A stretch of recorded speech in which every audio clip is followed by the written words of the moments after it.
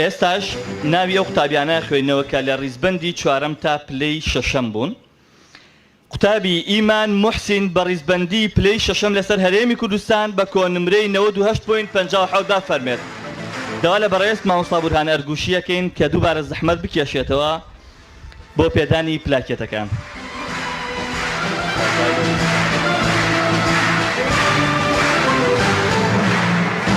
قوتابی هێما خەلیل بە ڕیزبەندی پلەی شەشەم بە کۆنمرەی 98.57 فەرمێت.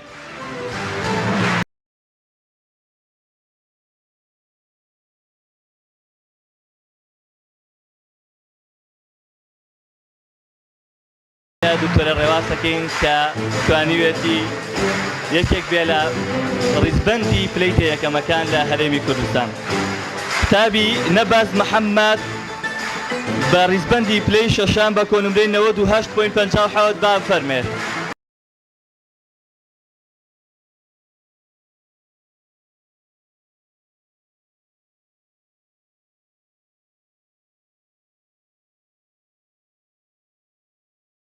خەلیل بە ڕیزبەندی پلەی شەشەم لەسەر هەرێمی کوردستان بە کۆنمرەی 98.57 فەرمێت.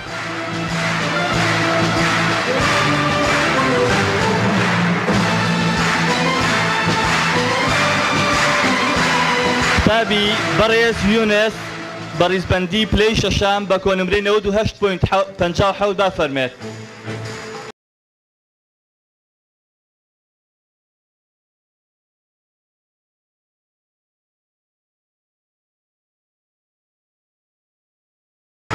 قوتابی محەممەد حەکیم بە ڕیزبەندی پلەی شەشەم لەسەر هەرێمی کوردستان بە کۆنمرەی 98.57 فەرمێت.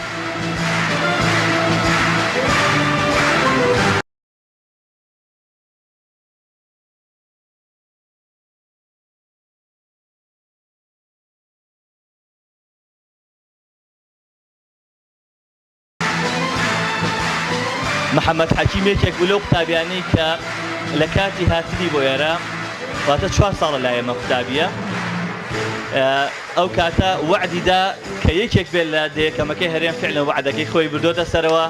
زۆر پیرۆزبایی لە محەممەد حەکیمەکەین.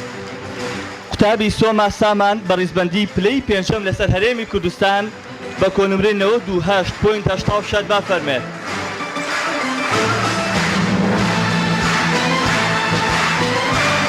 قوتابی ئەحمەد محەممەد معتەسەم بە کۆنمرەی 98.86 ڕیزبەندی پلەی پێنجەم لەسەر هەرێمی کوردستان با فەرمێت.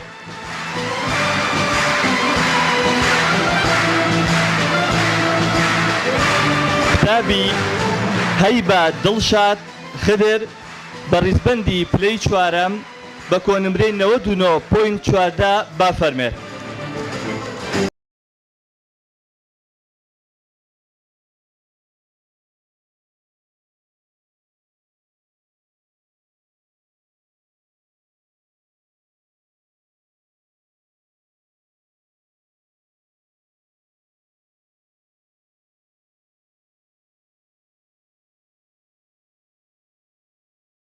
زۆر سپاس بۆ بەڕێز مامۆستا بورهان ئەرگوشی کە دووبارە زەحمەتمان داوە.